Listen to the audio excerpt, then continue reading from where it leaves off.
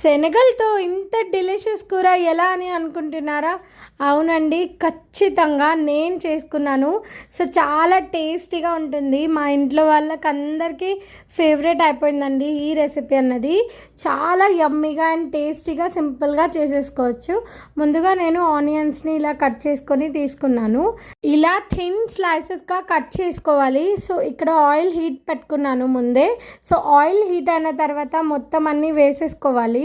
So medium ఫ్లేమ్లో పెట్టుకొని మాత్రమే ఈవెన్గా ఫ్రై చేసుకోవాలండి.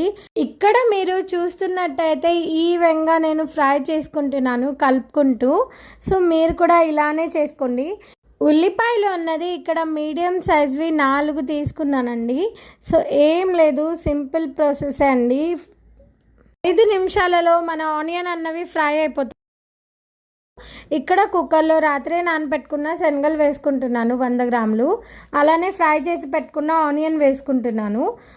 2 టమాటోలు ఇలా నేను కట్ చేసుకొని వేసుకుంటున్నాను.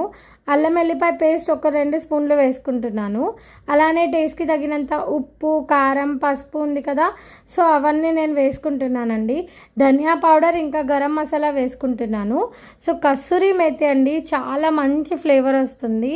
సో నేను ఇక్కడ వేసుకుంటున్నాను చూడండి, కొంచెం ఎక్కువనే వేసుకోవాలి.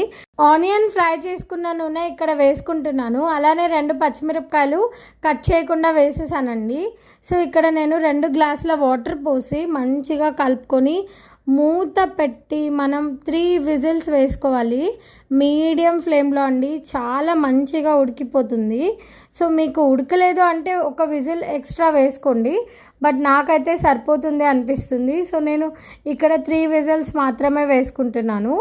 ఒక్కటేసారి అన్ని ఇంగ్రీడియంట్స్ వేసి కుక్కర్ మూత పెట్టి మనం 20 మినిట్స్ 15 మినిట్స్ మనవి కావు అనుకుంటే మంచి డెలిషియస్ కూర రెడీ అయిపోతుంది.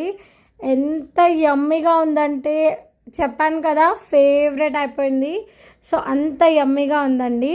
సో ఒక్కసారి మీరు తిని చూడండి, తర్వాత కామెంట్ సెక్షన్లో వచ్చి చెప్పండి ఎంత బాగుందో. ట్రై చేయండి ఫ్రెండ్స్.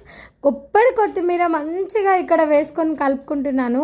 మీరు చూస్తున్నట్టయితే ఎంత డెలిషియస్గా కనిపిస్తుందో. ఒక్కసారి మీరు తప్పకుండా ట్రై చేయాలి ఫ్రెండ్స్. ఈ వీడియో మీకు నచ్చితే లైక్ చేయండి, మీ ఫ్రెండ్స్ అండ్ ఫ్యామిలీస్తో షేర్ చేసుకోండి, అలానే సబ్స్క్రైబ్ చేసుకోండి ఫ్రెండ్స్. ఇక్కడ మీకు చూపిస్తున్నాను ఉడికిందా లేదా అని. నేను 15 మినిట్స్ మాత్రమే కుక్కర్ని పెట్టుకున్నాను మీడియం ఫ్లేమ్లో. సో నావైతే శనగలు మంచిగా ఉడికిపోయాయండి. మీవి కూడా తప్పకుండా ఉడుకుతాయి. ట్రై చేస్తారని అనుకుంటున్నాను. థ్యాంక్ యూ సో మచ్ అండి ఈ వీడియో మీరు చూస్తున్నందుకు.